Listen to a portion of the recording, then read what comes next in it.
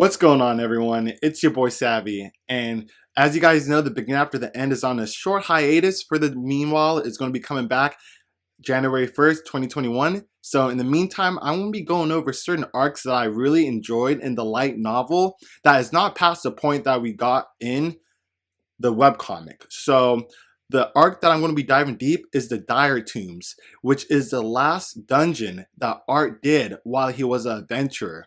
So this is great because I personally like this arc because we found out that, Art reached the second phase of his beast will, and it was against a great battle of the Elder Guardian. So this holds a special place in my heart, and I really want to dive deep into the light novel so we can see the differences within the light novel and the webcomic. So if you guys are excited to dive deep with me, please feel free to smash that like button. Let's just try to get 40 likes on this. 40 bomb, nothing too crazy, nothing bluegazy. Yo, the family's too strong. We're gonna blow that shit out the water. It should be a cakewalk for us, so let's just get it done, man. No cap, no cap.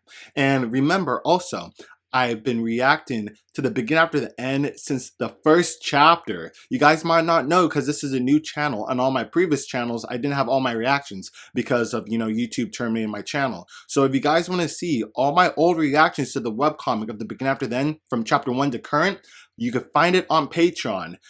It's all there. I'll be slowly updating that currently too. So feel free to tap in there and enjoy the heat over there if you guys want to see my older reactions, if you guys weren't fortunate to do so. And also I'll be reacting to other things on Patreon as well, so it'll be just a great place to get all the doses of heat.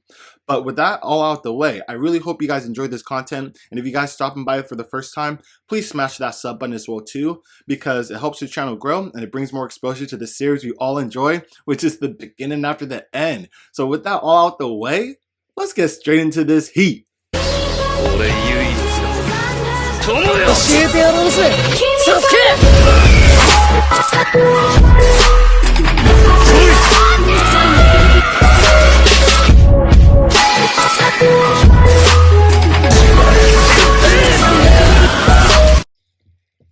Alrighty, the beginning after the end, chapter 32, Dire Tombs.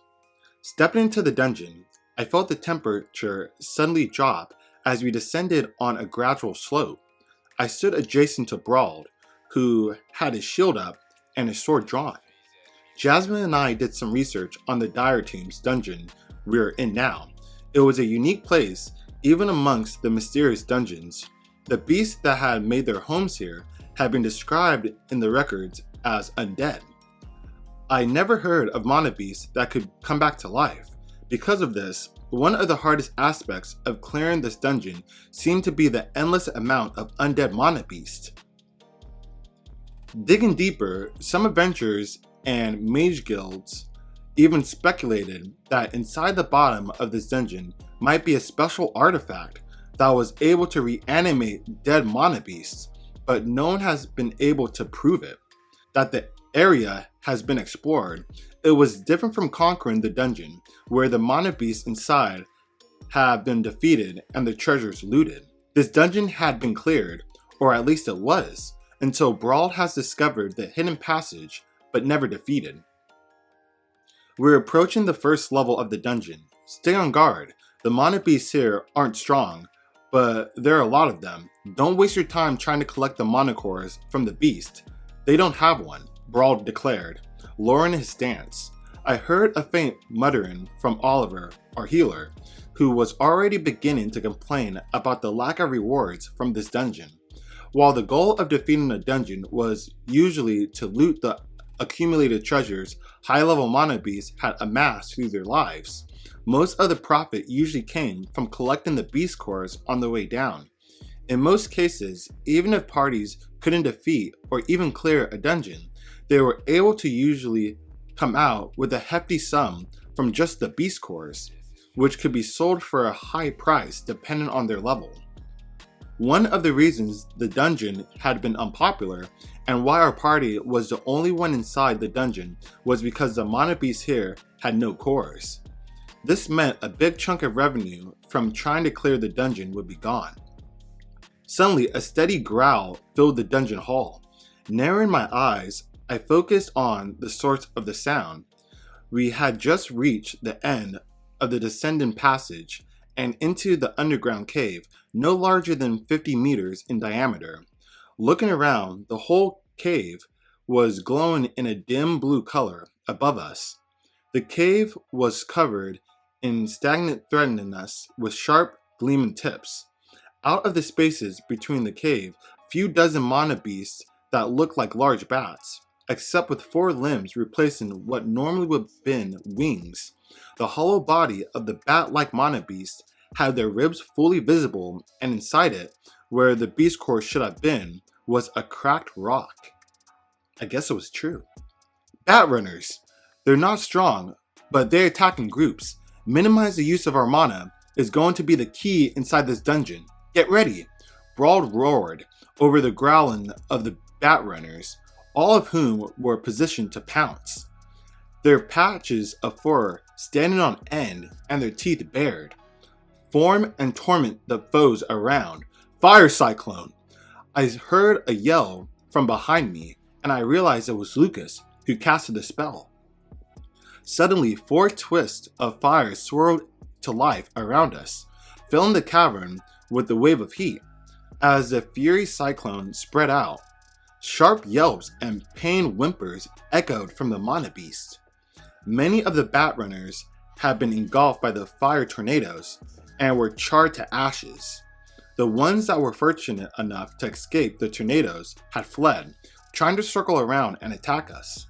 I could hear Brawl clicking his tongue, dissatisfied that Lucas had just ignored his orders and casted a spell that was unnecessary. The fire cyclone had killed most of the bat runners, and the ones left had been badly burned, making it easy to defeat the rest. Next time, follow orders and don't waste mana like that. Your spell was overkill, Brawl growled over his shoulders before marching ahead. Lucas just rolled his eyes. I don't see the problem. We killed them fast enough so everyone could save their mana. Shaking his head, Brawl ushered us forward to the other end of the cave. As we continue forward to the location to the next room, the rather sickening sound of bones crunching and flesh gurgling made us all turn our heads back.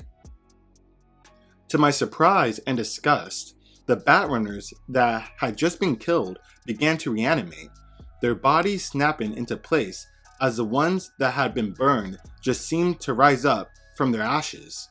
Dire Tombs. What an unfortunate fitting name for this dungeon. We chose to ignore them and advance into the next room while Elijah quietly casted an earthen wall over the entrance so the bat runners couldn't follow us. The opening on the other side of the cave led us through another dark corridor, just wide enough for 4 people to go through at once. I could tell everyone was a bit more relaxed upon leaving the first cave, but I couldn't shake an uneasy feeling. As if to answer me, a barely describable click and faint whistle caught my attention. I immediately drew my sword and sidestepped in front of Samantha. My short sword blurred as it instinctively parried the projectiles aimed towards Samantha. The sharp ring of metal on metal echoed through the dim corridor. "Thank you," Samantha murmured mindlessly. Even under the dim blue light, I could tell that her face had paled as the metal spikes that almost killed her landed on the ground, harmlessly beside her feet. Something's wrong. There were no traps last time. Brawl picked up one of the pointy spikes to study it, but was baffled. I don't think they were traps, but strategically placed mana beasts, which doesn't make the situation better, I said, noticing the faint scruff of the small beast on the wall.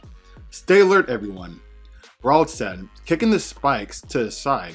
Jasmine already had her twin daggers guarded her vitals before Regnald and Crollo readied their weapons. Samantha inched a bit closer to me, her hand pinching my sleeve as her free hand gripped tightly at her wand. Aw. Fortunately, we reached the end of the hall with no other traps deterring us. The next cave was similar to the previous cave, but twice the size and littered with suspicious holes all over the ground. Don't get near the holes. They're gestures that shoot extremely hot steams of gas up. It should be fine as long as you're not in direct proximity of the blast, Brauld announced as we all looked for any sign of the mana beast. As if on cue, the cave trembled, shaking the sharp spikes overhead to a nerve-wracking degree, forcing my attention from the wobbling spikes and large figure erupting from the ground. Was that here last time, Brauld? The pot-bellied Crollo asked in a worried tone as we all peered up at the mana beast. The creature resembled a worm, except it was thick enough to easily swallow any one of us here whole. With a glowing red hide and countless rows of teeth encircling the hole that I assumed was the mouth, it was impossible to guess how long the creature was since its body was still mostly underground. No, it wasn't. I don't get what's happening here. It doesn't make sense for new mana beast species to enter a dungeon like this. Our handsome leader had a wavering look, his mask of confidence all but gone. It's not a big deal. It's just an oversized insect, Lucas quipped from behind. We braced ourselves for its strike, but to our surprise, the gigantic red worm didn't attack us. Instead, the beast burrowed back underground, leaving in its path another gaping hole. It doesn't seem to be after us, muttered Elijah, while its sharp eyes studied the hole the giant worm had left. The red worm beast was now burrowing itself into the walls of the cave, creating more holes from all different angles, but it never confronted us. Are we just going to stand around watching the worm dig, or are we going to go? Oliver, our lackey emitter, shoved Brauld out of the way, fearlessly taking the lead as he strolled towards the end of the cave. It was obvious not just to me, but to everyone else that Oliver's brazen attitude was to show off in front of a certain party member. Samantha. Get back here! We need to assess what's happening before we go across, Brauld barked, his face furrowed and at the arrogant display of the conjurer. As our leader stepped forward to go after him, a thundering rumble shook the entire cavern, fizzled with the sound of a boiling kettle. Lucas, heatwave barrier, now! I roared at the confused blonde noble. Just as I yelled out the command, fumes began filling the cavern. The holes were here since the beginning, and the holes littered across the ground, roof, walls, made by the giant worm, all trembled before releasing a fury torrent of deadly gases. Damn it, I cursed. The giant worm was making the holes in order to kill us, and we just let it happen. I managed to pull Brauld, who was just at arm's length of me, back in before he had the chance to run after Oliver. Just as the barrier was erected, a blast of mustard yellow gas bombarded us. Lucas' barrier trembled against the pressure, but Samantha managed to gather her wits in time to help out with the water barrier of her own just beneath Lucas's. The two barriers of opposite elements sizzled, making the area inside the spell a makeshift sauna. Despite the crude teamwork, however, the barrier held, leaving us sweaty but intact, until the blast of gas began to subside. However, due to the strength of the gas and blast that filled the cavern, I lost sight of our idiot healer. As both Lucas and Samantha released their barriers with a stiffened breath, the horrid scene came into view. The only thing left of Oliver was bones, as blood and pieces of flesh still stuck to parts of his charred skeleton. All of his possessions had been completely destroyed by the acidic gas except for the bright emerald gem that was once embedded at the tip of his staff. Shit! Brauld cursed, gnarling his teeth as Samantha stumbled backwards from the ghastly sight. Oliver didn't mean much to us as a person, but he was our healer. That idiot ran off, not even casting a protective spell onto himself. Oh my god. Let's move out. I ordered as everyone remained silent. I went ahead and picked up the gem, studying it before comparing it to the gem that Lucas and Samantha had on their weapons. The gem embedded on Lucas's staff was a much higher quality than the gem Oliver had. However, there were apparent flaws on the sapphire gem fashioned to the tip of Samantha's wand. So I tossed the emerald stone towards her, telling her to replace it with this gem. Note is right. We need to move before another eruption occurs. The giant worm beast is making more holes. I didn't think our barrier will hold for another wave, our leader stated as he stepped in charge once more. I glanced back at Jasmine, who just solemnly nodded at me. Even if her face remained expressionless, her knuckles were white from clutching too tightly at her daggers. It wasn't just me that was frustrated by the turn of events. We were halfway through the cave when Elijah, who was behind me, asked, "How did you know that the cave was going to explode with steam like that?" Everyone's eyes shifted towards me, waiting for my answer. I didn't. I replied without turning back. I knew that something was about to happen, but even I didn't know exactly what it was. The giant worm that had been constantly burrowing it into and out of the cave created more holes, suddenly stopped in front of us, blocking the exit without warning. It whipped its head forward and smashed it into the ground where we were standing on. Crollo, who was positioned at the back, lunged forward and, with a surprising harmony with Samantha, created a water barrier that cushioned the blow before they were sent back tumbling. However, this gave enough time for Elijah to react, a large ring of rock to erupt, cuffing the worm to the ground. Impact blast! Regnald bellowed as his giant hammer glowed a bright yellow. Jumping up, he spun his body, creating momentum before smashing his hammer directly at the worm's head.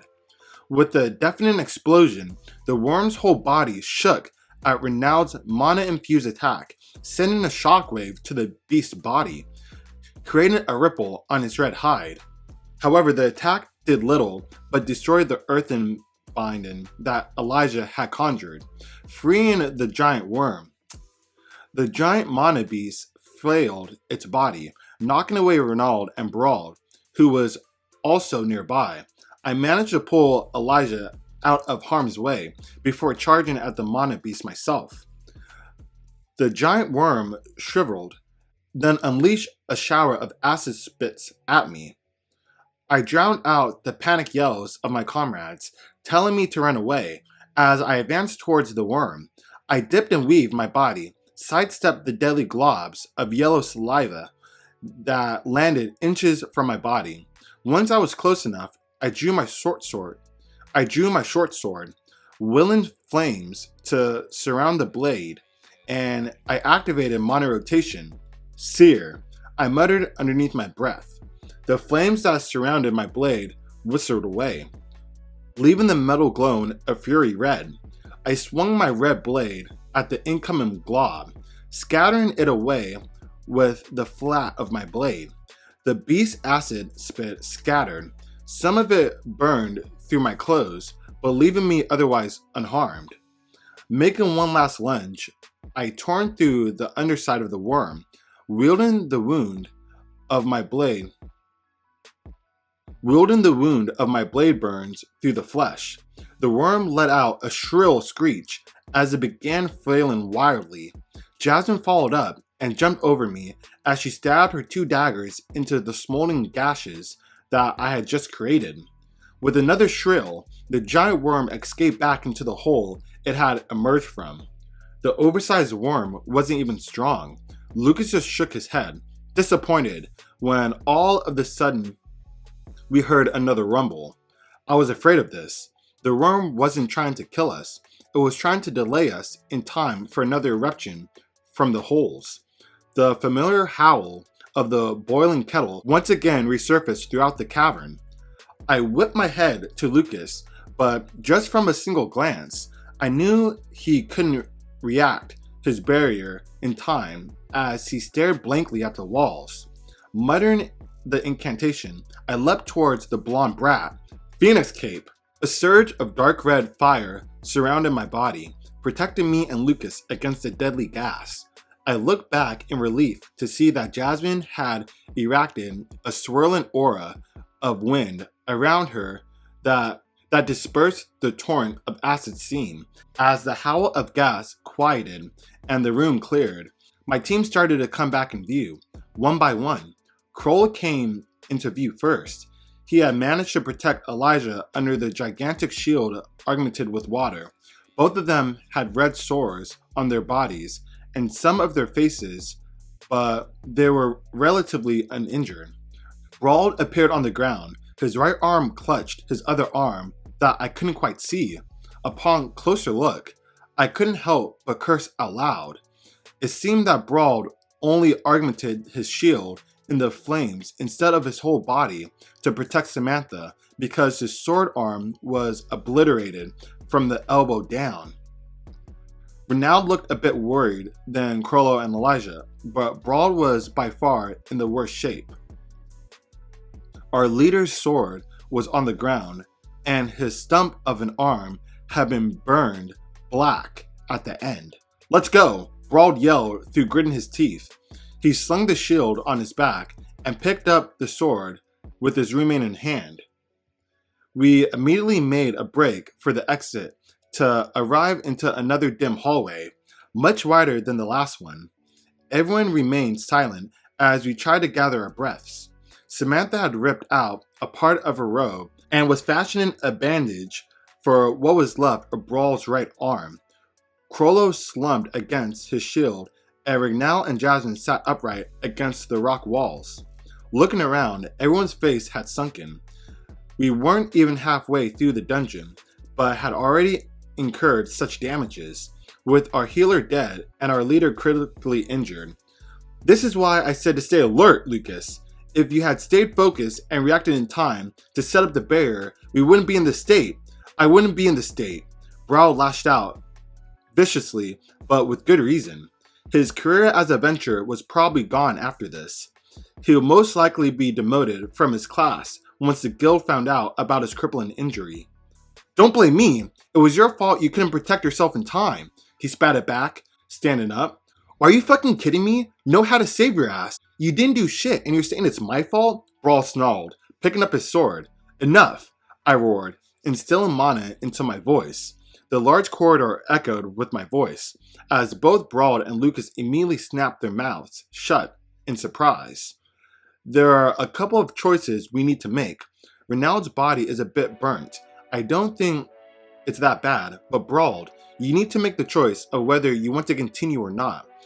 We're only a bit more than an hour from the surface, so you can probably make it back up by yourself," I stated, staring at our leader through the slits of my mask. "I'll keep going. This is probably my last dungeon raid, so I might as well make it last," he grumbled, cradling his right stub. I turned my gaze to the noble boy, who had his chin held high and proud as if he'd done nothing wrong. "Lucas, get your act together. It doesn't matter whether you're a dark yellow core or God himself. Right now, the only thing you are is a liability. If you're going to continue acting out on your own, you might as well just go on by yourself." He glared back at me with a baffled look, but kept to himself. Whipped his head away from the group. "Samantha and Elijah, we need you guys to stay focused and alert to set up a barrier at the moment's notice," I continued, getting a nod of affirmation from the two of them. "Let's get a couple hours of rest before we continue on." I sat down next to Jasmine, taking out a sack of water from my bag. The group remained silent, and my gaze kept turning to Brawl. Through the hours that some of us had used to sleep, our leader had been reduced to a state of dread and anguish. Suddenly, Brawl got up from where he was seated and walked over to me. "I think you should take charge of the group." Looking at him for a moment, I studied the lifeless eyes of our leader. "Okay." After a few hours, we got up with our mana somewhat replenished and continued marching down. This hall wasn't as long as the previous ones, but at the end of the hall was a large double door with unfamiliar runes attached all over it. I don't get it. Even this part is different. There was never a door here, Brawl groaned, shaking his head. The only thing that was the same was the first cave, where the Batrunners had been. He continued, analyzing the runes. He tried to touch it, but with his dominant hand gone, he just swung his stub wholly in the air. After he realized what he was doing, he cursed aloud and walked to the back. Well, no use complaining about it now, Renald shrugged, lifting up his hammer. I don't know what those runes or symbols are, but they're all cracks all over them. I doubt they'll do much now, he said as he swung his hammer. The impact his silver hammer made against the old metal doors created a shower of sparks as a deep thud boomed. Regnald was visibly shocked by the sturdiness of the door as it laid intact. Impact blast. The door shrugged at this time, but stayed firm. Impact blast. The blow this time was harder, and the door clicked before opening just a little. Stepping forward, Regnald gripped at the slight opening and pried the door open. I couldn't see what was on the other side, but the blurry argumenter took a step back as he muttered, "What in the ... And that is the end of chapter 32 of Dire Tombs Part 1. So let's go on to Dire Tombs Part 2, chapter 33. Alright, chapter 33, Dire Tombs Part 2.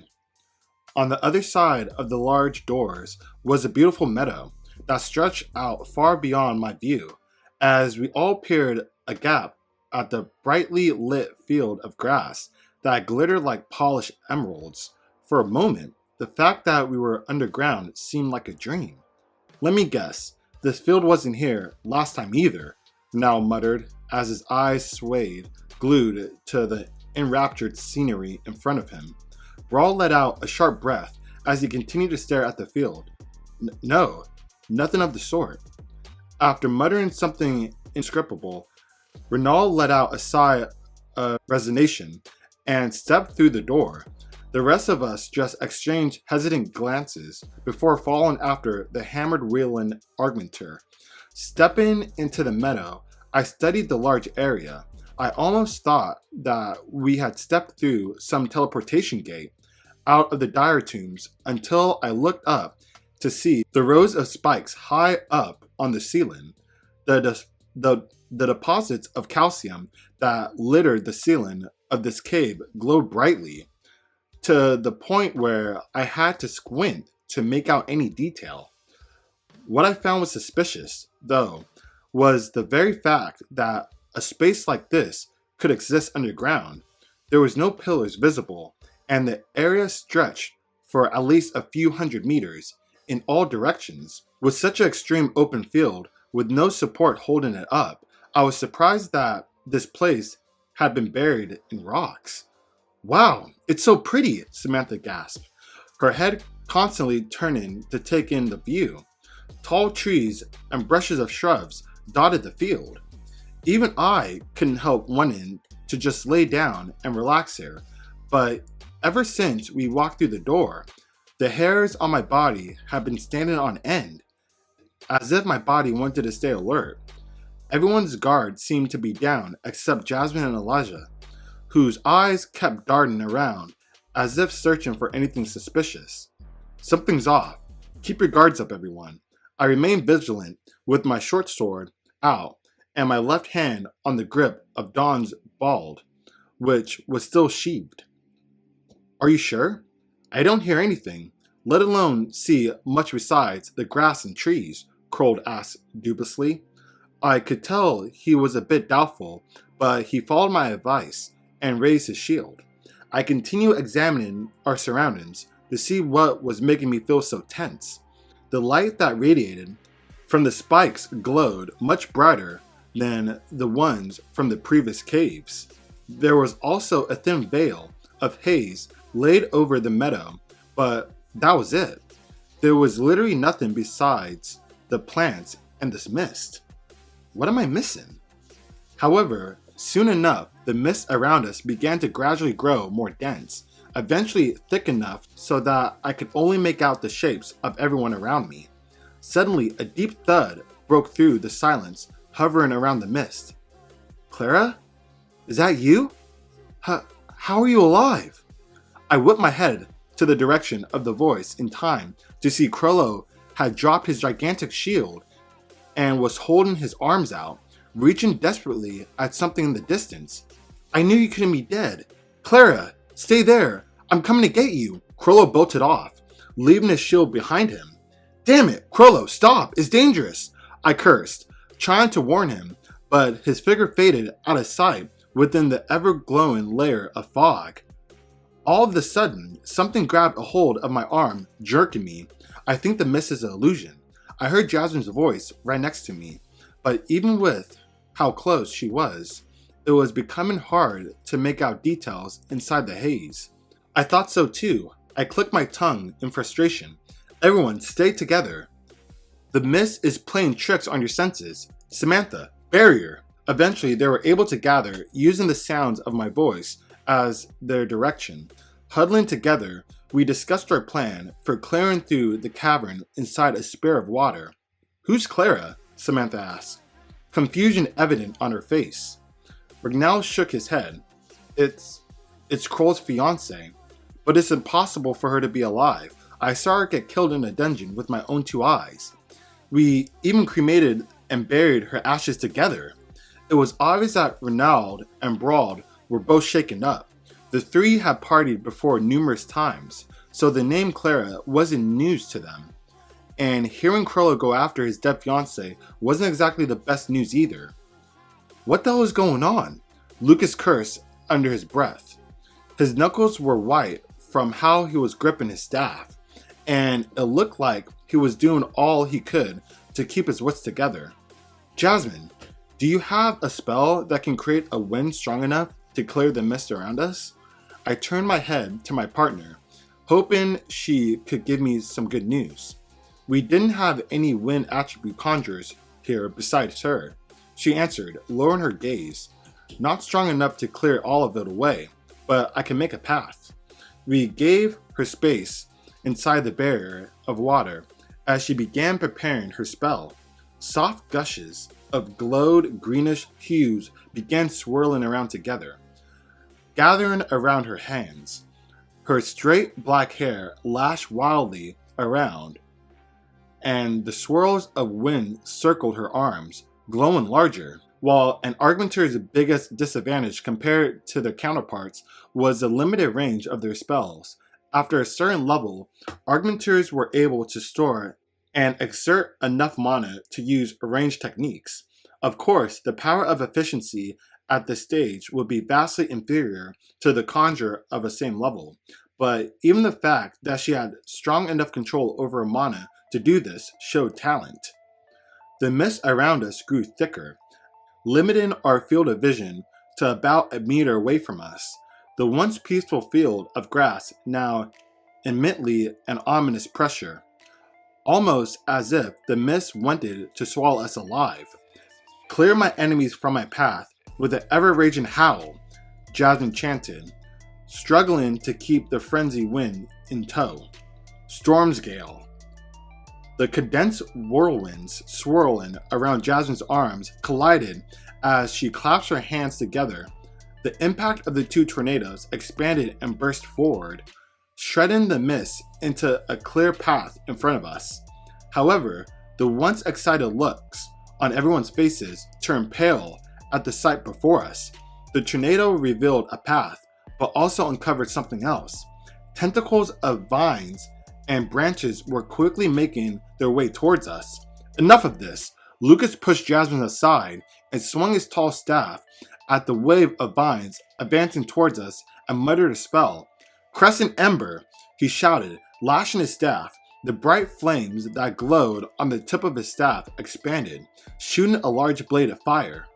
With a furious explosion, the slithering vines and branches flicked back, but other than a scorch impression where the spell had hit, they were unaffected. "Shit, what kind of trees aren't afraid of fire?" Brawl hissed as he ignited his bro sword into a fiery tornado and charged into the wave of vines that were approaching rapidly. "Samantha, Elijah, Lucas, support us!" I barked, willing mana into my body and sword as well. Jasmine rushed next to me, both daggers unsheathed and glowing brightly.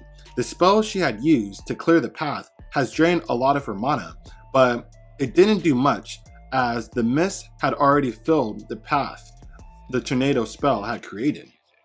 Renaud stayed behind to protect conjurers as they cast spells.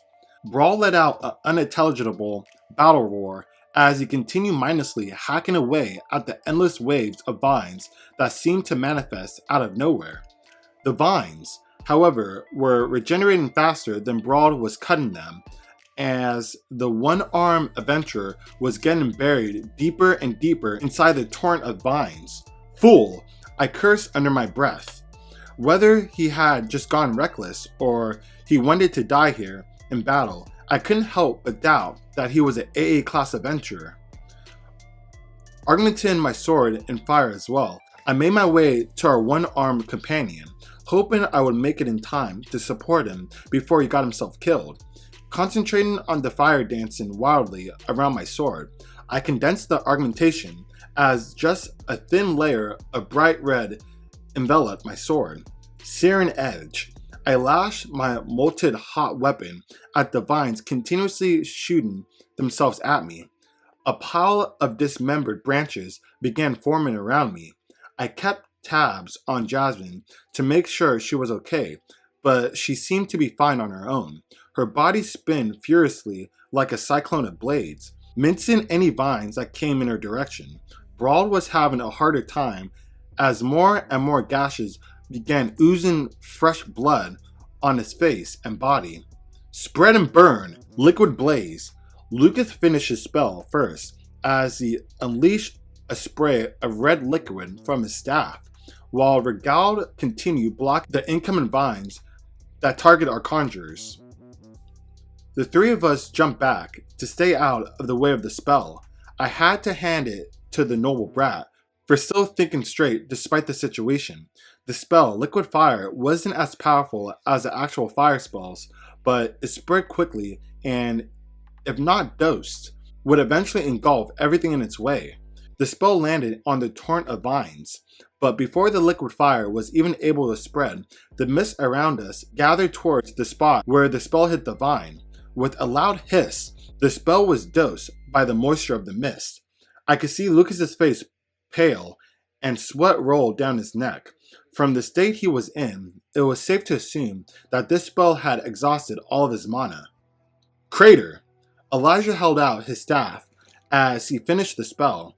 The ground underneath the wave of vines crumbled, and a whole meter deep formed, deterring the vines from reaching us for now. Aqua Siphon. Samantha fell to her knees as she released a powerful spell.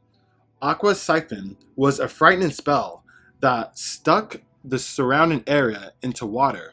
The only drawback of this spell was the amount of mana it used for the limited amount of space it could affect. The rampant vines that were crawling out of the crater Elijah had conjured began withering at a rapid pace as the moisture was sucked out of them before the withering could spread. However, the rest of the mist surrounding the cave swirled and gathered, stuck in by the vines. The shrill brown vines were once again turned into healthy green, filled vigor, and seemed angrier than before. No way! Samantha's face drained of color as she slumped resignation. The positive, however, was that the mist that was surrounding us was being absorbed into a huge wave of vines, clearing our limited view. The vines continued to hungrily consume the mist. We were all able to see what exactly it was we had been going up against.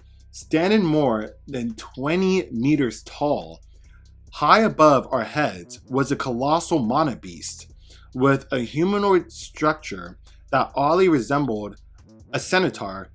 It towered over us like a massive building, while it seemed to be made up completely of densely packed and entwined vines. The top half of its body was that of an armored man holding a drill-like lance that came to a menacing point just over our heads. Its lower body was that of a horse, but rather than legs, its limbs condensed of countless vines we had been battling against. The two green eyes peered down at us, filled with unbridled hostility. I swallowed hard, staring mindlessly up at the imposing figure. For the last hour, the seven of us had been literally battling against the toes of this mana beast. I read about this monster that looks something like this. Samantha stuttered in horror, sinking to her knees in complete resignation. I think that's an S-class mana beast called the ELDERWOOD Guardian. It can't be, right? What the hell would an S-class mana beast be doing here? Renaud almost dropped his giant hammer as he peered up at the ELDERWOOD Guardian's dread.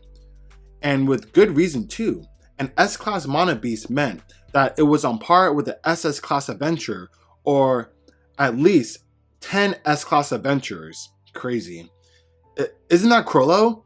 Renaud exclaimed as he pointed a shaking finger at the lifeless torso and legs sticking out of the body of the mana beast. We're doomed.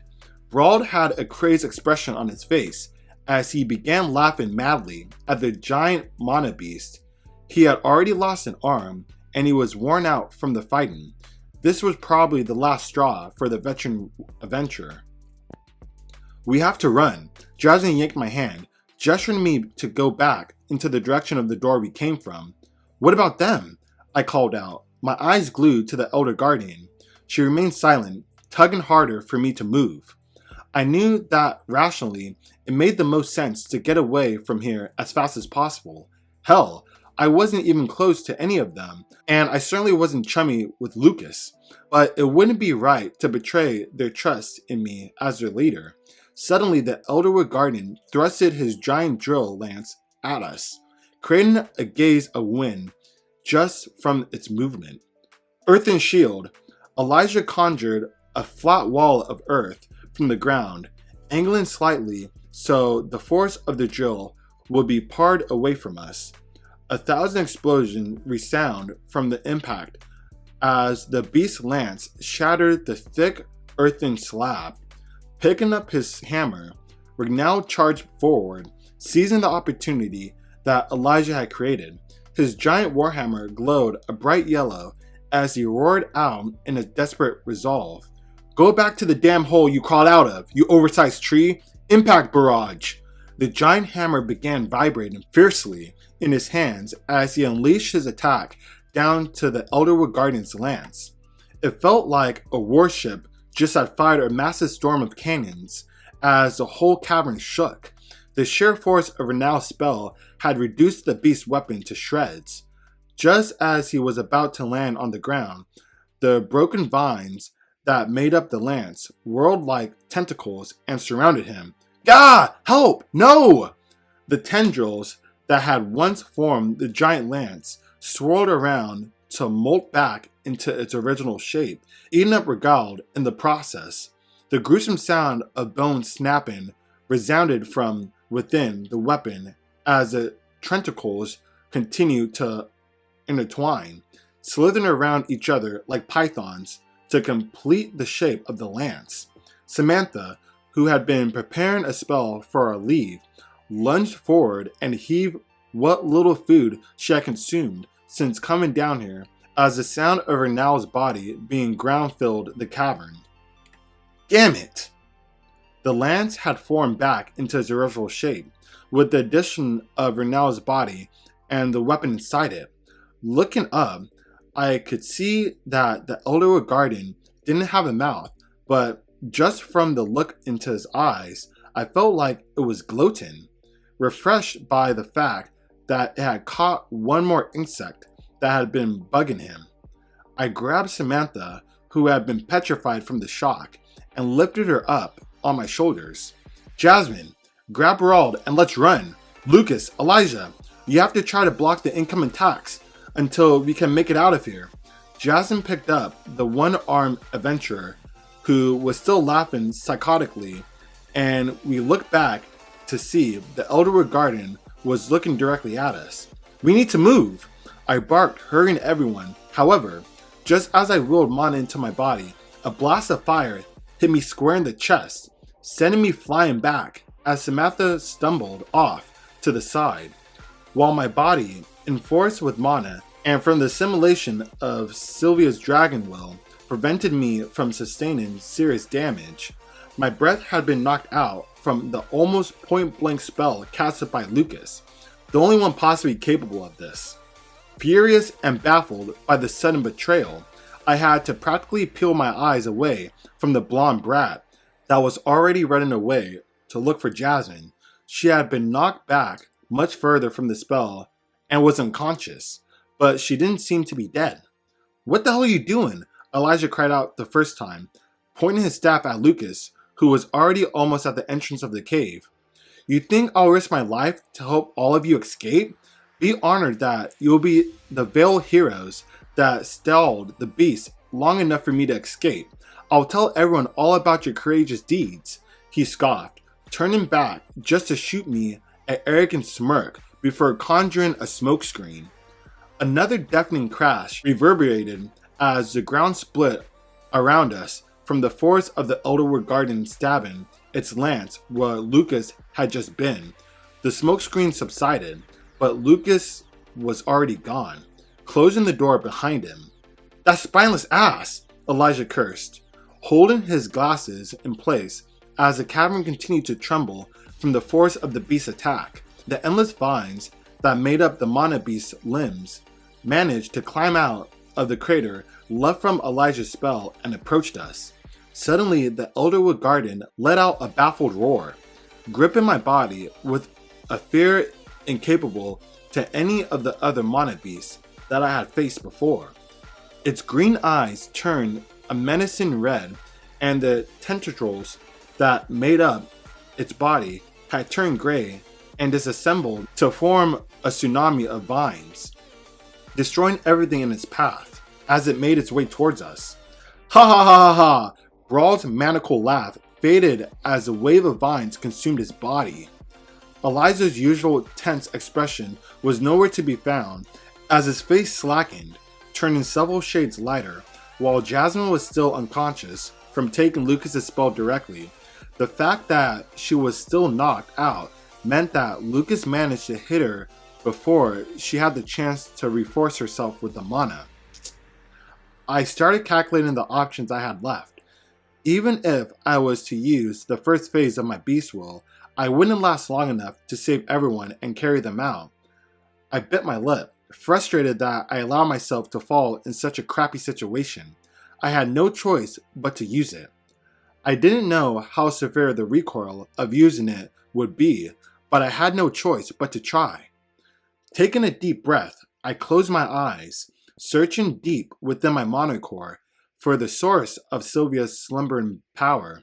Releasing it, I was met with an almost strangely amount of energy as my body burned. The world around blurred as a near palpable aura of different colors engulfed me. Phase 2. I let out a strained whisper. Dragon's Awakening. Yo, okay, this is where it's getting hot. And we're heading to chapter 34, Dire Tombs Part 3, which is the last part. Alright, chapter 34, Dire Tombs Part 3. Undergoing Dragon's Awakening seemed to startle Sylvia, who was now frantically asking me what had happened from wherever she was. "It's fine, Sylv. I want you to stay away for now, and if anything happens, go back to Helsey's house for me." "No, I'm going towards you right now. Papa, hold on." I could sense Sylvia getting closer, but she was still a few dozen kilometers away. "Stay away, Sylv. Please. I need someone to tell my family what happened just in case," I transmitted, the voice in my head coming out desperate. I didn't know if I was going to make it out of this alive, but I didn't want my family wondering what happened and why the ring activated. "Be careful. Thanks, Sylv." One of the abilities of my first phase, acquire allowed me to temporarily separate myself from space and time around me, which seemed to also be one of Sylvia's innate skills. That phase was limited in many ways because I wasn't a dragon, the limited mana I had access to, as well as the physical burden the ability placed on me, restricted what I could actually do when I activated the acquired phase. The most efficient way to best use this phase, I realized when I was training with Grandpa Veron, was by utilizing the Thunderclap Impulse spell alongside it. I would activate my first phase in short millisecond bursts, while the reaction time of my body was increased dramatically from the Lightning attribute skill. This allowed me to react and counter mostly anything. That was the most efficient way I could think of, since I couldn't affect anything that was frozen while the first phase was activated, even though I wasn't able to keep it up for long. That was my biggest trump card. The fact that the first phase of my beast will wasn't noticeable by those around me made it all the more useful. I thought back to the time at the auction house when I had first used the acquired phase on someone else. Sebastian wasn't able to communicate with anyone besides me since I separated us from the time and space of those around us. It only lasted a few seconds before I ended up crippled in bed the next day. Right now, though, was one of those times when my first phase wouldn't be so useful. No matter how fast I could react to the tsunami of vines, I wouldn't be able to dodge or escape. From it in one piece. There was no choice. As I unleashed the dormant power of Sylvia's will deep inside my mana core, I felt every pore in my body open as a surge of mana began raging into and out of my body. The space around me distorted, and the ground below my feet began cracking from the mana surrounding my body. Color drained from my vision as I was only able to see in shades of gray. The only color I was able to see were from the numerous particles of mana in the atmosphere around me, all shimmering accordingly to the corresponding elements. The surge of mana that had been rampaging around me suddenly got stuck up and compressed into my body as the feeling of insurmountable power overwhelmed me. The sense of superiority over everything, living or not, in this universe almost drove me crazy. I suppressed the grown temptations to obliterate everything around me out of sheer mania. Tuh! I grasped aloud. The mana in the atmosphere seemed to bend to my will, as if nature was now under my command. Phase 2, Dragon's Awakening. Integrate. The golden runes, the same markings that Sylvia once had, ran down my arms and back with a burning sensation. I could see my hair growing longer, flowing down to my shoulders as the once amber color of my hair turned a bright luminescent white, swaying from the swirl of energy constantly engulfing me. In a way, it was like my body was becoming more like Sylvia's. After calming the voice inside my head that suggested I go on a rampage, I examined my surroundings. Jasmine and Elijah were the only ones left. Elijah was beneath Jasmine now, who was still out of breath and sweating in pain. Supporting her with his shoulders, Elijah was staring at me with a gaze expression, his once serious face almost comical as his glasses drooped down his broken nose. Another thunderous crash jolted my attention back to the task at hand. The tsunami of vines that made up the Elderwood garden expanded as a face formed within the wave. The face bore down at me baffledly, ignoring everyone else but me. The mana beasts that looked at us like we were insects now displayed a trance of fear. "Let's play," I growled, revealing a smirk. The world moved around me in slow motion as I leapt, willing wind into the soles of my feet. I instantly cleared the distance between the Elderwood garden and myself As a stormy gale, I instantly cleared the distance between the Elderwood Guardian and myself. Using the stormy gale, I propelled myself that left a bigger crater than the spell Elijah had used. Thunderclap Impulse. A surge of black lightning collided around my body as I effortlessly dodged the thousands of vines that shout at me. Every vine that the tentacles of black lightning touched instantly disintegrated and withered away, but for every vine that crumbled, dozens replaced it. Using the vines that were shooting at me as a foothold, I breezed through the onslaught of thorn-covered vines as thick as my body, drawn nearer to the core of the Elderwood Guardian.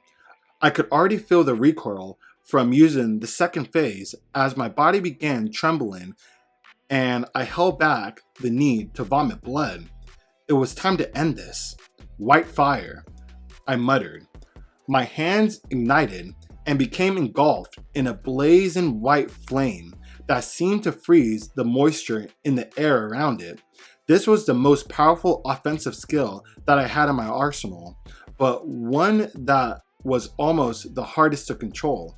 While my lightning attribute skills were focused more towards one-on-one combat, I geared my ice attribute techniques for the more widespread form of destruction, just in case the situation arose.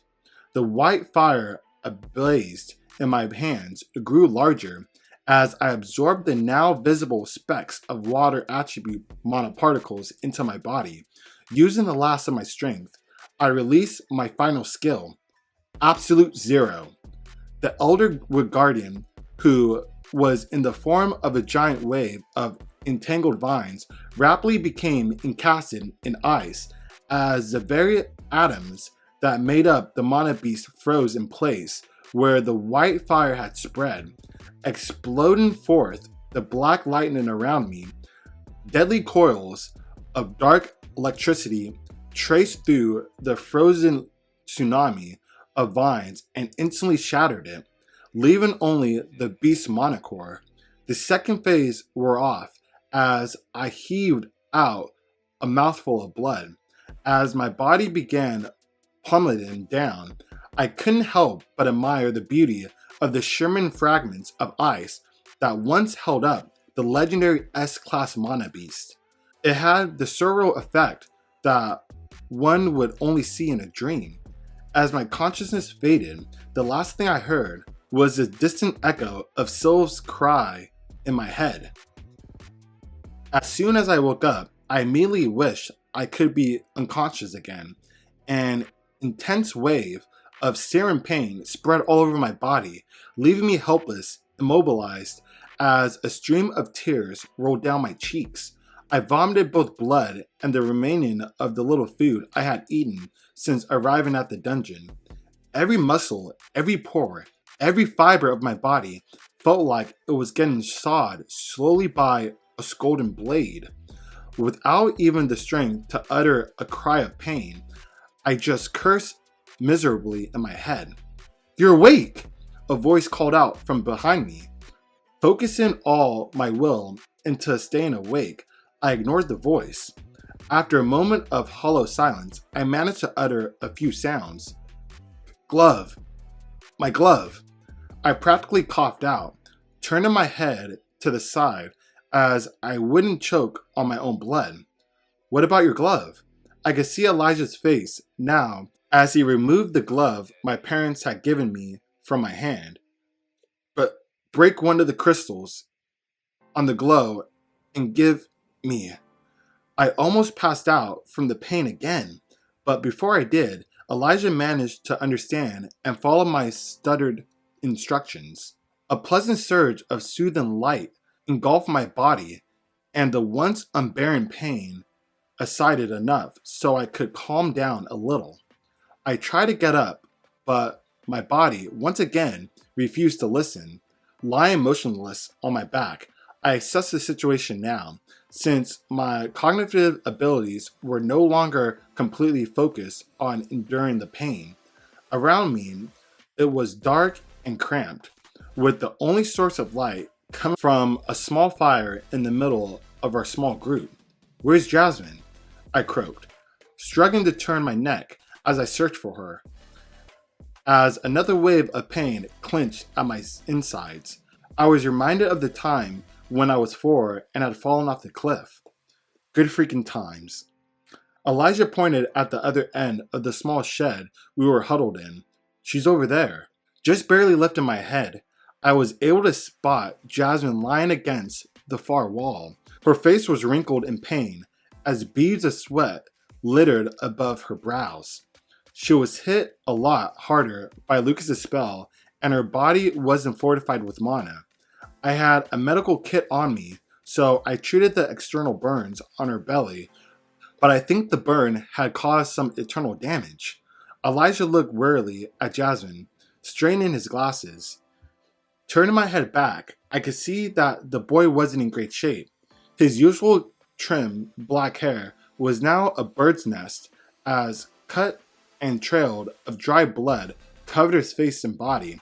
His nose, that had been broken, had turned a sickly purple, and his clothes were shredded. He was hurt and tired, but he was able enough to get out of here. Yet he stayed ignoring treating his wounds while focusing his efforts on keeping Jasmine and me alive. I wanted to thank Elijah for helping us, but I held off until I could talk in complete sentences. If I told him now, it would only come off as strained and pathetic. Until then, I could only simmer in my own fumes, thinking of that spineless traitorous worm called Lucas. Using my glove on Jasmine too, cracked another one of the gems on it and pressed it against her wounds. I explained through gritted teeth. "Got it." Elijah shuffled over to Jasmine, and I heard a faint from the light that brightened the small cave where we were in. Jasmine's ragged breathing had turned noticeably steadier. Using my limited strength to look at her again, I saw her previous strained expression had calmed. "I think she'll be fine with a few hours of rest." A rare smile escaped Elijah's tense face. "Papa, you're awake. Are you okay? I'm almost there." Sylvia's voice chirped in my head. "I'm fine now. I thought you said you had to finish up something. Are you done with it?" I asked my infant dragon. "No, I'm almost done. Though I'll find you after I'm done. I miss you, Papa." The disappointed voice of Sylvia almost tempted me to just tell her to come here now, but I held it in. I could feel the changes in Sylvia's body somehow, and I knew she was going through something important. I didn't think that the legendary masked swordsman, Note, would be someone around my age. The bespectacled companion's voice stirred my train of thought. "My mask!"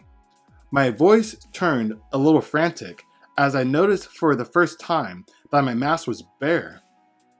Sorry, it got blown off while you were falling. I couldn't help looking while I was moving you two to safety." I saw him scratch his cheek, something akin to embarrassment expression on his face. "What about my sword? Did you see the black stick that I carried around?" My eyes darted around through the dim lighting. I spotted the outline of my sword as Elijah pointed a bit to the rest of the sleeping Jasmine.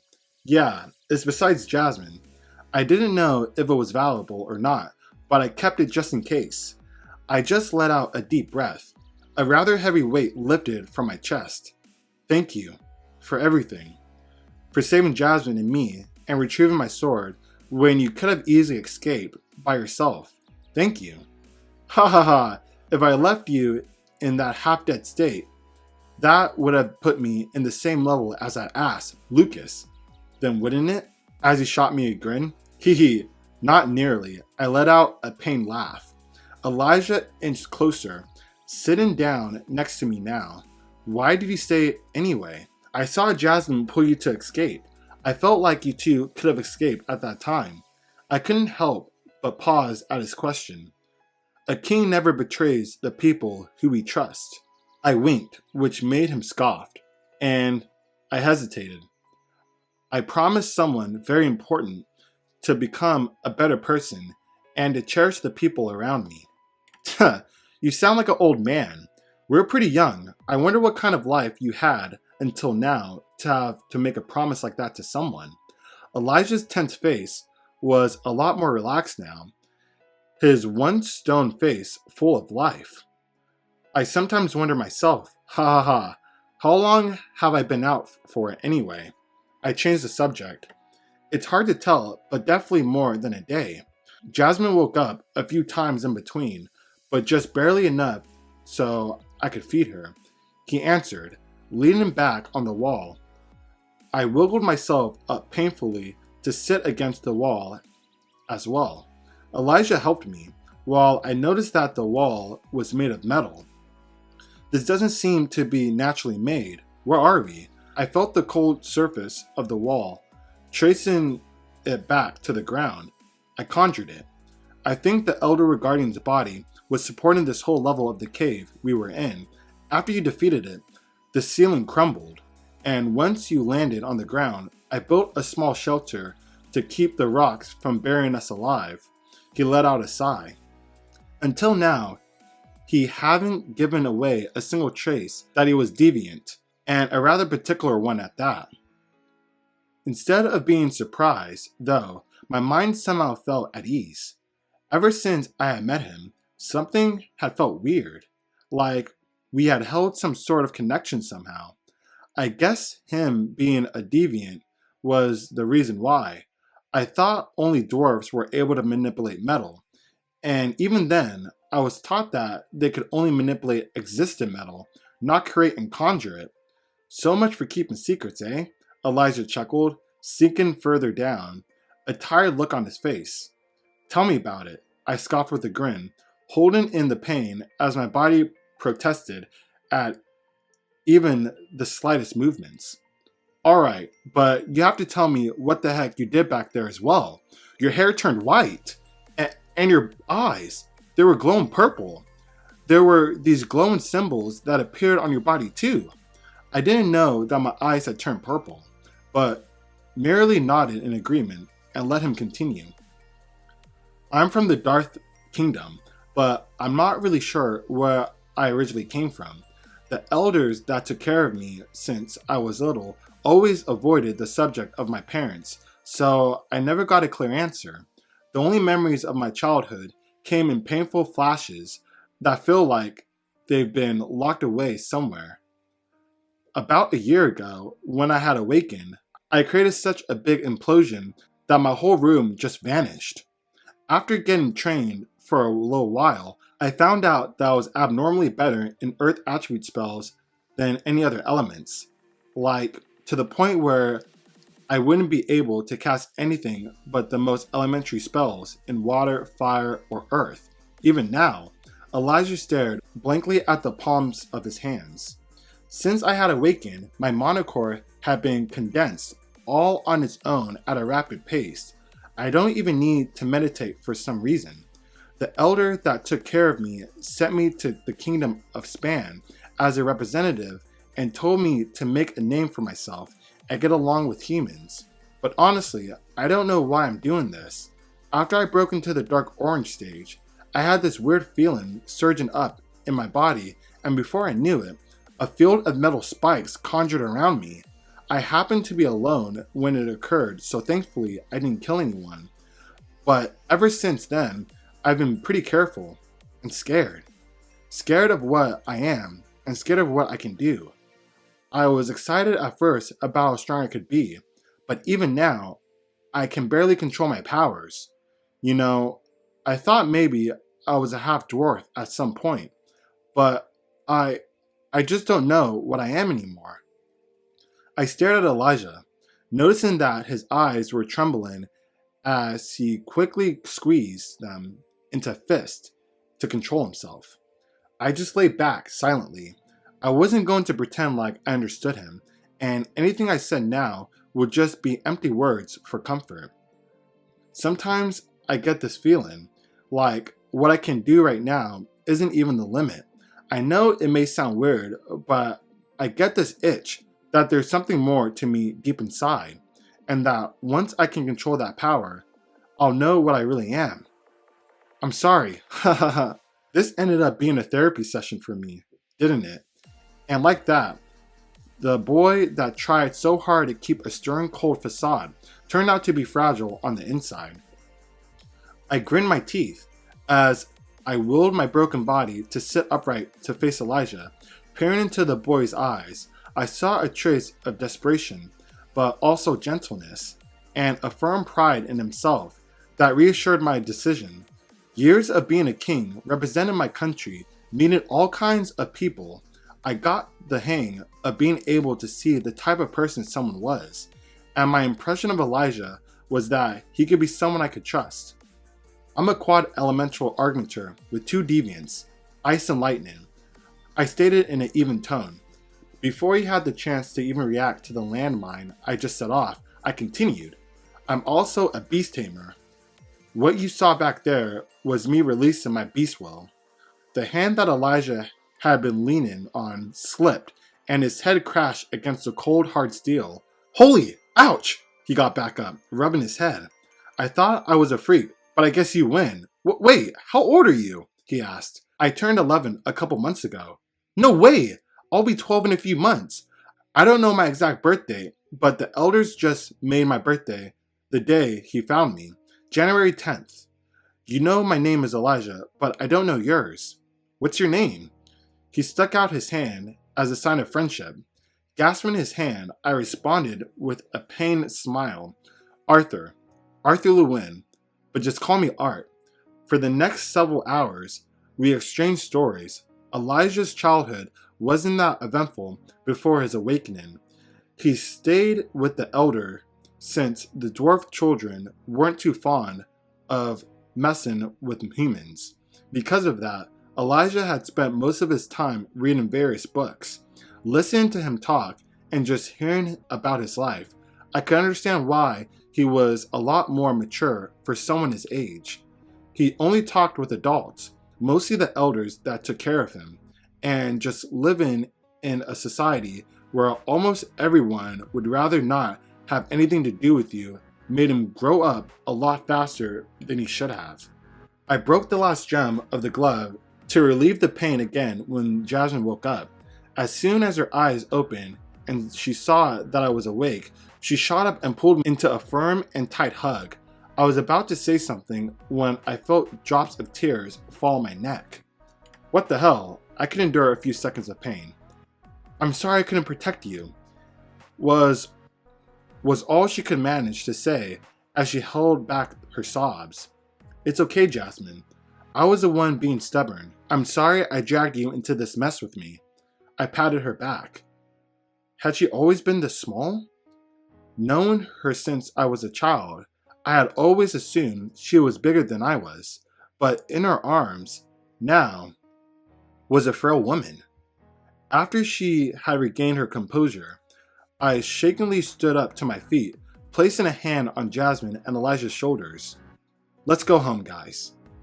And that is the end of chapter 34, part 3 of the Dire Tombs. Yo, this is great to just get this recap again in the light novel. Always love to see it and always think about what we saw in the webcomic. So there's a few things that was here that wasn't, in the webcomic. Like on the side note, we didn't get that moment when Cruella was giving Art a sandwich, little stuff like that. And just like how Lucas is, like how he just wanted to leave, and like the dialogue too with him and Brawl. Always great to see, always great to hear. So if you guys enjoyed this light novel reading, please remember to smash that like button. Let's get a 40 bomb, guys, because these videos take a little bit longer to make and it'll be much appreciated. It takes less than a second. And if you definitely made it to the end, you gotta smash that like button for the kid. Come on, man. Let's blow up together. And also remember to smash the sub button as well too if you're not already part of the family. I make content like this daily, so you'll always get that daily dose of heat. And also let me know in the comment section below too. Is there any certain arcs that you guys want me to react to in the light novel that's not past the point where we're at in the webcomic? If there are a few moments, let me know in the comment section below. I love to check them out and dive deep in them potentially. So with that all out the way, remember I do have a Patreon if you want to catch up to my older reactions of the beginning after the end from chapter 1 to current. And yeah, I just hope you guys all enjoyed this and you guys have a blessed day. Savvy Nut signing out.